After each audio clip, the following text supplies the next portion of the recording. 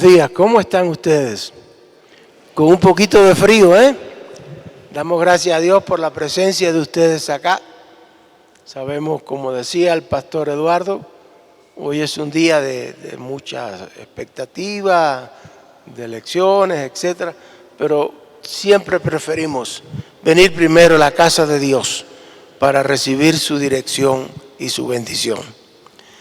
Quiero agradecer en esta mañana en la iglesia el hecho de que mi esposa Lourdes nos acompañe.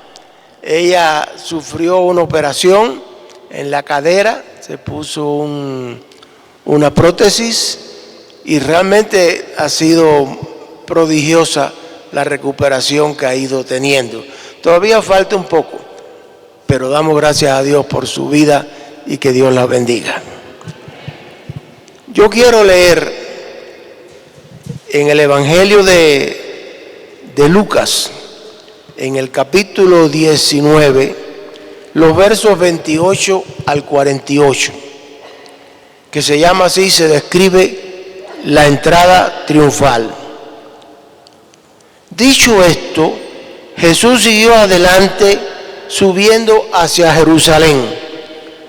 Cuando se acercó a Betfagé y a Betania, junto al monte llamado de los Olivos, envió a 2 de sus discípulos con este encargo: vayan a la aldea que está enfrente, y al entrar en ella encontrarán atado a un burrito en el que nadie se ha montado.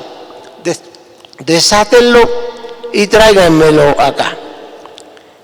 Y si alguien se les preguntara por qué lo desatan, dígale: el Señor lo necesita.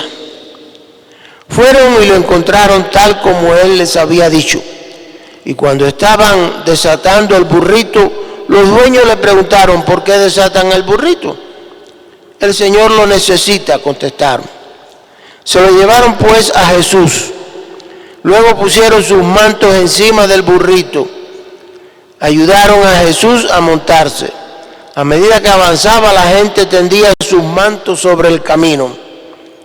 Al acercarse él a la bajada del monte de los Olivos, todos los discípulos se entusiasmaron y comenzaron a alabar a Dios por tantos milagros que habían visto. Y gritaban: bendito el Rey que viene en el nombre del Señor. Paz en el cielo y gloria en las alturas. Algunos de los fariseos que estaban entre la gente le reclamaron a Jesús: Maestro, reprende a tus discípulos. Pero él respondió: les aseguro que si ellos se callan, gritarán las piedras. Cuando se acercaba a Jerusalén, Jesús vio la ciudad y lloró por ella. Dijo: cómo quisiera que hoy supieras lo que te puede traer paz. Pero esto ahora está oculto a tus ojos. Te sobrevendrán días en que tus enemigos se levantarán un muro y te rodearán y te encerrarán por todos lados. Te derribarán a ti y a tus hijos dentro de las murallas, porque no reconoce el tiempo en que Dios vino a salvarte. Luego entró en el templo y comenzó a echar de allí a los que estaban vendiendo. Escrito está, les dijo: mi casa será casa de oración, pero ustedes la han convertido en cueva de ladrones. Y todos los días enseñaban en el templo. Y los jefes de los sacerdotes, los maestros de la ley y los dirigentes del pueblo procuraban matarlo. Sin embargo, no encontraban la manera de hacerlo, porque todo el pueblo lo escuchaba con gran interés. Que el Señor bendiga la lectura de su palabra. Hemos leído la entrada de Jesús a Jerusalén. Precisamente este domingo, que es conocido como el Domingo de Ramos, damos inicio a la Semana Santa, que es la semana mayor, más importante en el calendario litúrgico de la Iglesia cristiana.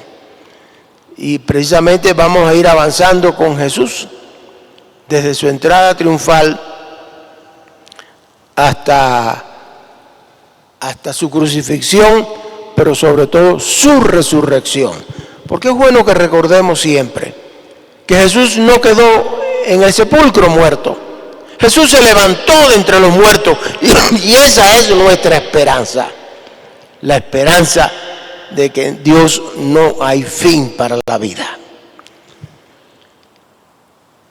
Muchas tergiversaciones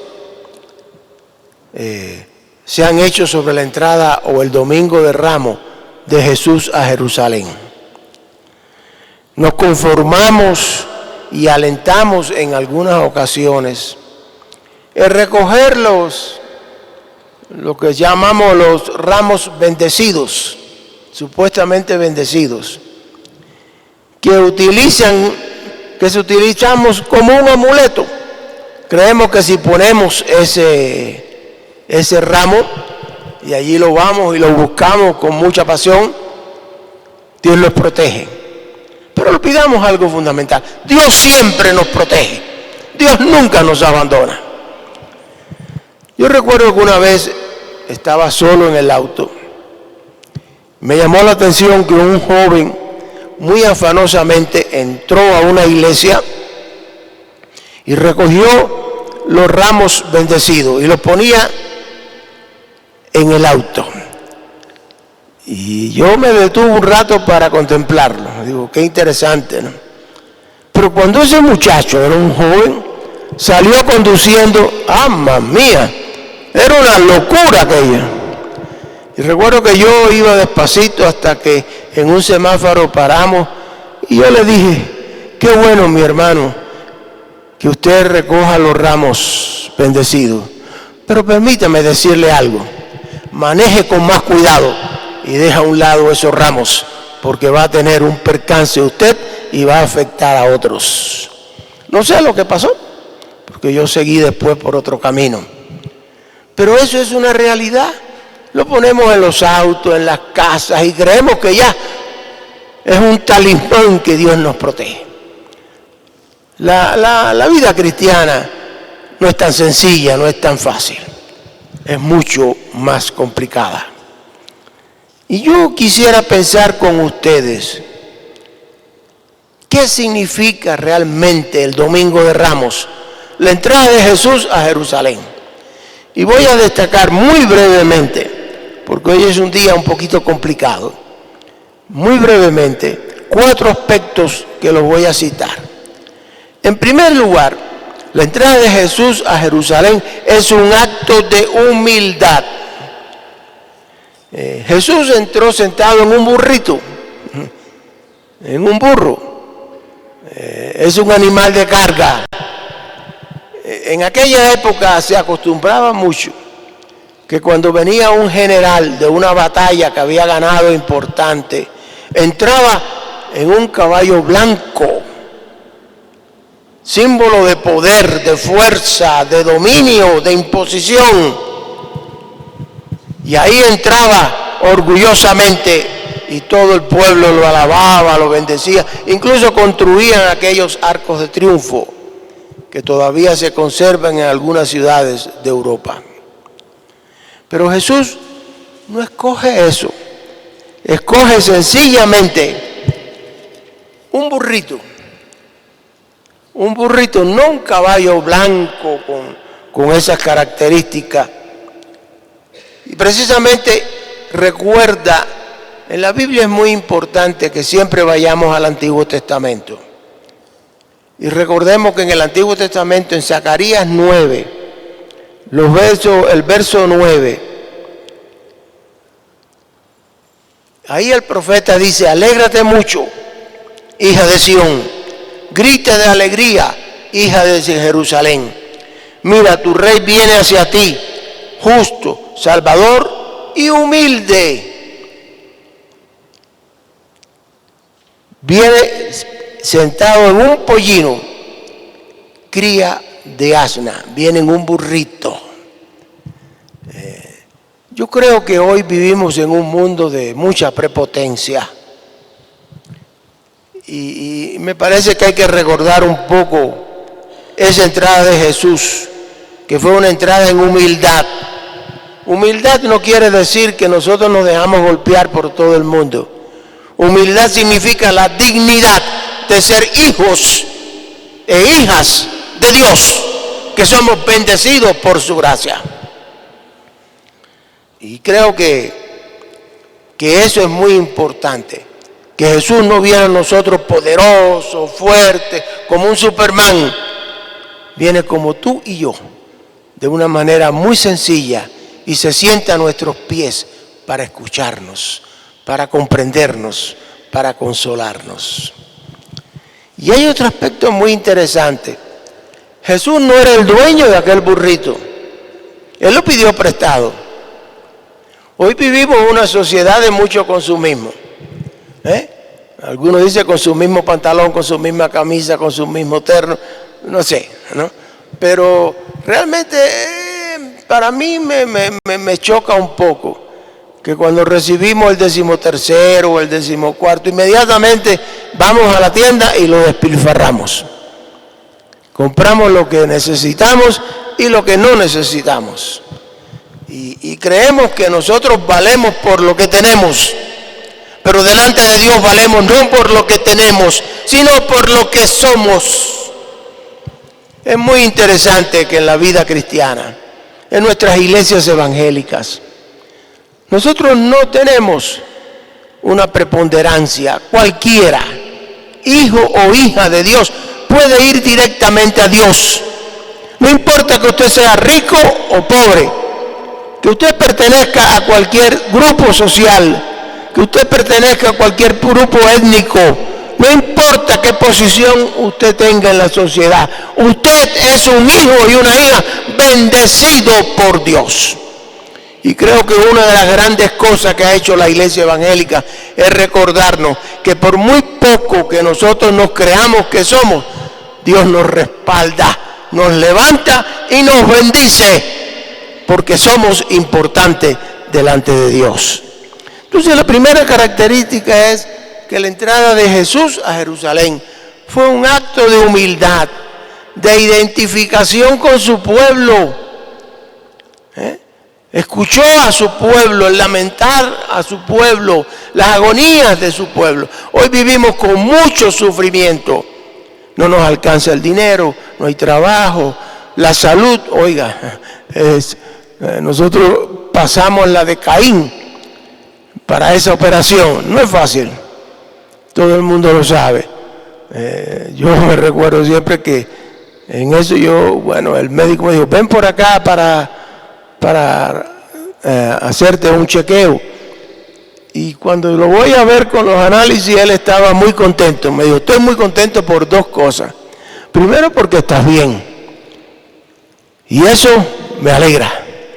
Y en segundo lugar, porque no tengo que mandarte medicina, porque tampoco tengo. Y entonces me dijo, no tengo, ni paracetamol tengo. Entonces me alegro por dos cosas, porque estás bien y porque no tengo que mandarte medicinas. Y entonces yo digo, hoy sufrimos mucho, pero Cristo está junto a nosotros. Hoy no falla todo el mundo, falla todo falla. El único que no falla es Jesucristo el Señor, que es fiel hasta la muerte y muerte en la cruz. Y por eso cantamos hoy, incluso cuando el pueblo entra y le dice, Hosana, aquí habla de bendito, pero en Mateo dice, Hosana al Hijo de David. El pueblo decía, Señor, sálvanos ahora, es lo que quiere decir fidedignamente. Y recordaba que volvían a salvarse en la figura de David, un rey que fue muy importante en la historia de Israel. Y aquí Dios nos dice, hoy estamos seguros que Dios nos va a salvar, que Dios nos va a preservar y que Dios nos va a bendecir como nación, como país, como persona, como iglesia, porque Jesucristo es grande y grande es su nombre. El segundo elemento, y que responde un poco, como decía el pastor Eduardo, al título de esto, si ellos callaran, si ellos no alabaran, las piedras darían testimonio de mí. ¿Quiénes le pidieron a Jesús que sus discípulos callaran? Fueron la élite poderosa de aquel momento. Fueron los religiosos, los políticos, también el sector económico. Fueron los que dijeron: Señor, está bueno de alboroto, dile a esta gente que se callen. Y aquí Jesús les dice: no callen, no pueden callar, porque si ellos callaran, las piedras darán testimonio de mí. A mí me llama mucho la atención el silencio de Jesús en algunas ocasiones. Y les voy a citar dos ejemplos. Cuando una mujer fue tomada en adulterio, fue muy interesante que el pueblo, sobre todo los hombres, querían apedrearla. Era la costumbre, matarla a pedrada. Y Jesús, mientras lo trajeron a ella para tentarlo, aquella mujer, Jesús no decía nada. Estaba, dice que escribiendo en la arena. No sé lo que estaría escribiendo, pero estaba allí escribiendo en la arena. Puede haber muchas teorías. Pero Jesús guardó silencio y solamente levantó su vista para decirle a aquella grupo de varones: el que esté libre del pecado, que lance la primera piedra. Y todos guardaron sus piedras y se fueron. Y Jesús le dijo a aquella mujer: yo tampoco te condeno, pero vete y no peques más. No es que solamente Jesús le pasó la manito y le dijo: bueno, tranquila. No, tú has sido pecadora, no peques más. Y hoy Jesucristo nos dice: no peques más, que yo te bendigo tal cual tú eres. Bendito sea Dios por esto. Y el otro silencio importante fue cuando Jesús estaba ante Pilatos. La entrada de Jesús es que el pueblo identificó a Jesús como el Mesías. El pueblo de Israel esperaba al Mesías que lo viniera a salvar. Sin embargo, nos llama mucho la atención que ese Mesías estaba allí y no lo recibieron. Nos llama mucho la atención que el domingo, un día como hoy, viene todo el mundo y lanza sus ramos, sus mantos: bendito, sana, sálvanos ahora, alabanza sea al Señor. Y unos días después, muy pocos días después, le gritan: crucifícalo, crucifícalo. Incluso están dispuestos que suelte a Barrabás, un criminal conocido en aquella época. Suelte a Barrabás y que castigue a Jesús. Creo que eso siempre tenemos que reflexionar mucho. Creo que hoy la iglesia debe tener un sentido claro de justicia. Por eso cuando Zacarías dice: vendrá el Señor humildemente, pero vendrá ¿para qué? Para traer paz, justicia y humildad. Creo que necesitamos mucho en este país. Y después, por eso es que hoy la iglesia tampoco puede callar. El silencio puede ser un silencio cómplice. Vivimos en medio de tantas injusticias, de tantas mentiras. Hoy estamos condenados a una cultura de odio, de venganza, de miedo. Yo creo que hay que hablar más de amor y de esperanza y de paz y de justicia. Vivimos en un mundo muy complejo. En Ecuador y en todas partes del mundo, clamemos para que reine la esperanza. Hoy es un día de liberación, es un día de sanidad, es un día de bendición de Dios, porque Dios nos va a bendecir como pueblo. En tercer lugar, Jesús llora sobre Jerusalén. Ese cuadro es muy humano. Jesús, cuando ve a Jerusalén tan lejos de Dios, llora. Yo tengo un amigo que vivió muchos años, europeo, y vivió muchos años en Ecuador, conoce el Ecuador y es un defensor a ultranza de nuestro país. Y conversaba con él el otro día por ese aparatico que se llama WhatsApp o lo que sea. Y él me decía, ¿qué es lo que está pasando en Ecuador? Y no es solamente en Ecuador, aquí pasa en Europa y pasa en todas partes. Parece que el lenguaje de odio, de venganza, de miedo, se impone al lenguaje de esperanza y de amor. Ese no es el Ecuador que yo conocí. El Ecuador que yo conocí es un Ecuador de sanidad, pacífico, de hombres y mujeres sencillos, humildes, pero creativos, bendecidos por Dios. Y él decía, eso no tenemos que hablarlo en teoría. Ecuador siempre ha estado rodeado, por suerte o por desgracia, por países en los cuales han estado sacudidos por muchos años por violencia. Perú, Colombia, Centroamérica, etcétera, etcétera. ¿Qué violencia? Y sin embargo, Ecuador siempre fue un lugar de paz, de amor, de acogida, de bendición. Hay que recuperar ese Ecuador.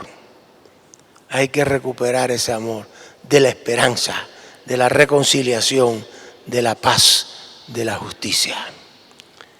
Y por último, Jesús, cuando termina la entrada, no se va como alguna gente a ver las grandes autoridades, al palacio o donde querramos ir. No, Jesús se va al templo y ahí nos desafía. Entró al templo y allí Jesús puso las cosas en orden. Le dijo, mi casa es casa de oración, pero ustedes la han hecho una cueva de ladrones. Aquí no es para hacer negocio, aquí es para alabar a Dios, bendecirlo y que nos bendiga. Yo recuerdo que hace muchos años, cuando estábamos en Europa, vino a vernos la mamá de Lourdes y ella quería ir al santuario de Lourdes. Ella es católica, era católica, ella está en la presencia de Dios hoy. Y yo le dije, sí, vamos, y fuimos a Lourdes. Cada uno podrá leer su lectura. Para mí me desilusionó Lourdes, no mi esposa, pero el santuario. Porque era una cueva de ladrones. Hacían negocio con el agua, con todo. Era todo negocio. Y yo digo, bueno, aquí yo entiendo a Jesús cuando va al templo y le dice, salgan. No hay silencio cómplice de la iglesia. La iglesia tiene que levantar su voz de hidalguía, de esperanza, de amor, de justicia, de paz, de reconciliación entre todos. Y tenemos que buscar cómo salimos de este momento tan difícil que estamos viviendo como Ecuador. No creo que la solución venga de ningún iluminado o de ninguna persona iluminada. Viene del esfuerzo de todos, de cada uno de ustedes, de todos los sectores. Todos vayamos a la riqueza que tiene nuestro pueblo. Nuestro pueblo ha sido bendecido por Dios. Dios lo ha bendecido en gran manera. Hay un chiste que dice, cuando Dios creó al mundo, los otros países alrededor fueron a ver a Dios y le dice, oiga,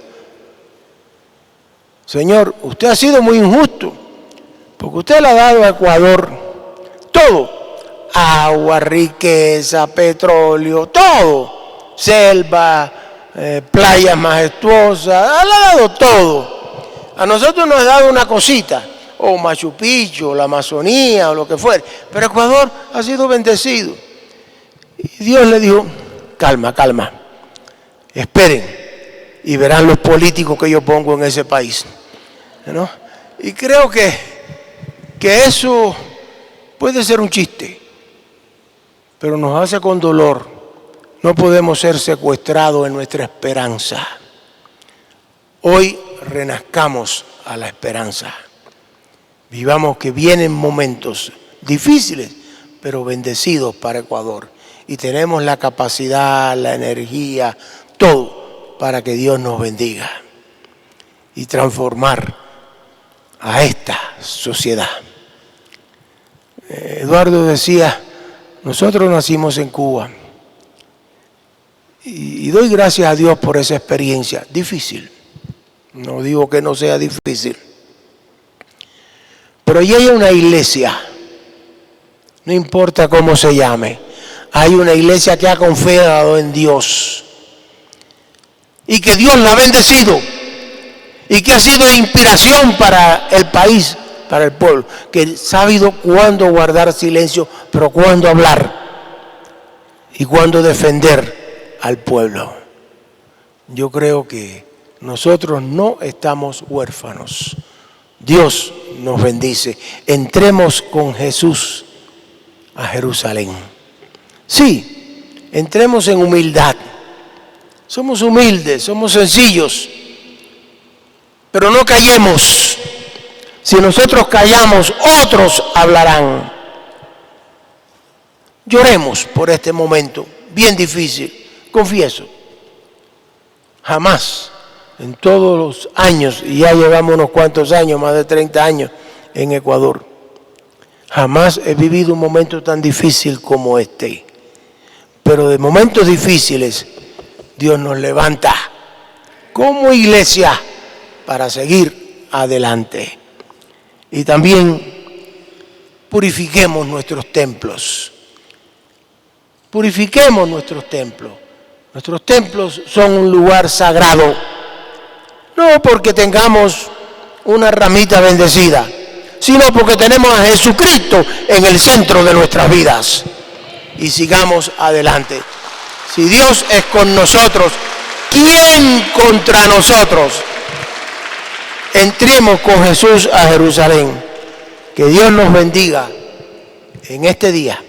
Que Dios nos guarde, que Dios nos proteja y que su gracia y su bendición siempre nos acompañe. Que Dios les bendiga a ustedes, mis hermanos.